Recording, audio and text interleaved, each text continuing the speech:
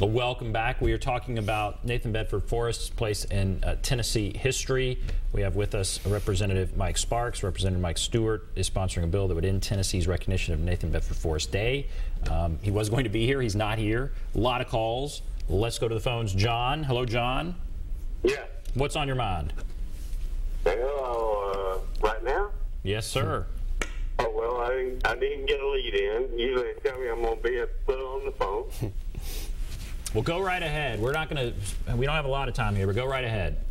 Okay, I was just curious as to, just came back from Ohio recently, and I saw the biggest barn with a Confederate flag on it.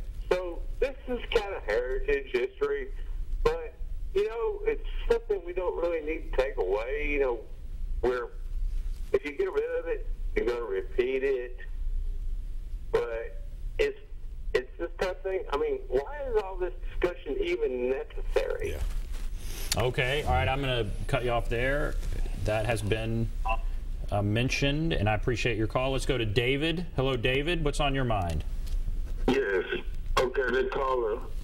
This is the thing. I'm a black man, and that flag is okay. Since that stuff happened in South Carolina, I've been riding around Nashville, and I've seen that flag more than ever now. It seems like I just want to know, why do white people want to have that flag right now, to bring it out right now, what happened?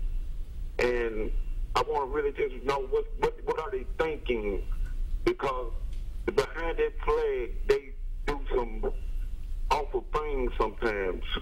And the flag is just, I want to know, because I've been seeing United States flags flying, and then I see the Confederate flag flying now, and it seems like, what side are you on? Are you with America, or are you just with the old South ways?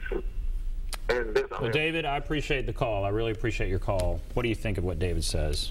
Well, I don't own a Confederate flag. I see a lot of them out there, and I think some of those folks' fear is much like mine. I mean, if we go after monuments and we start talking about digging up graves and we start talking about all right, so in areas, his case, the flag, it's a symbol that it causes great pain for somebody like David. Why do it? I mean, I don't know. I can't speak for folks, but the caller's right. I've seen more Confederate flags the past 2 months than I've probably seen my entire life. The past few months, there's a lot of them in the back of pickup trucks. There's no doubt. But I can't speak for why someone has a flag in the back of the truck. But they ought to have the right to do that, though. And David, I appreciate you sharing that. Let's go to Melvin. Hello, Melvin. Yes, good afternoon. I just want to ask one question, and I'm going to hang up and listen. When black people do something wrong, they always be considered as hoodlums or thugs or something. But when white people have all these strange and ideas and thoughts and killing folks, they're mentally ill. So why are so many white folks so mentally ill in this country? And I'm going to hang up and listen. Thank you very much. Do you want to? I think the discussion about mental health is something that we should be talking about, and I want to encourage Representative Mike Stewart to carry some bills that would help us maybe fund more for mental health, maybe fund more to get folks help that's incarcerated, that's affecting our budget. I mean, our Tennessee State Prison budget increased $46 million 3 years ago. That path is unsustainable. Mental health is a big problem. Substance abuse is a big problem. When you factor in violent crime, it goes up to about 85%, those that's incarcerated. Drug and alcohol, 85%. Much of that is mental health. So those are issues that need to be talked about. This kind of painful discussion can lead to important issues. So that is at least some positive. Yes. Let's go to James. Hello, James. Hey, how's it going? Great. What's Good. on your mind? Yeah, Nathan Bedford Forrest is pretty much a Tennessee hero for his military tactics and the way that he conducted himself during the Civil War. He was a self-made man, raised up in Chapel Hill, became a millionaire, and there's more plaques and statues in the state of Tennessee to Nathan Bedford Forrest than any other Tennessean. So it's obvious that up until now, he's been regarded as a hero of sorts. I know here in Murfreesboro, he had his famous raid on Murfreesboro where they had 100 citizens held in the courthouse that they were going to start executing. Yes. And when Forrest found out about it, he came into Murfreesboro and liberated the town and saved 100 citizens. So one was a doctor, and there was a 15-year-old boy that was held up in the courthouse. So that's what I see Nathan Bedford Forrest as. And as far as his association with the Klan, it's kind of loose. There's not a lot of real hard evidence on that, and they had the congressional hearings about that. And I think everybody needs to learn about our history and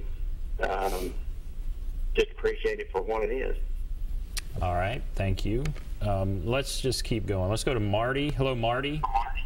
Yeah, this is Marty. I'm here. Go right ahead. What's on your mind? I've been listening to you, and this is a really interesting topic, I got to say. And I just wanted to add my 2 cents in. A lot of controversy over the Confederate flag. Right. Of course, and Nathan Bedford Forrest, of course. But the thing is, what people who have not studied history, who have not looked at the history, don't really appreciate is the fact that the flag that they resent and hate so much was not the flag of the Confederacy. There was a different, completely different flag that was used by the Confederates in the war against the United States. Secondly, I want to talk about Bryant's Grove.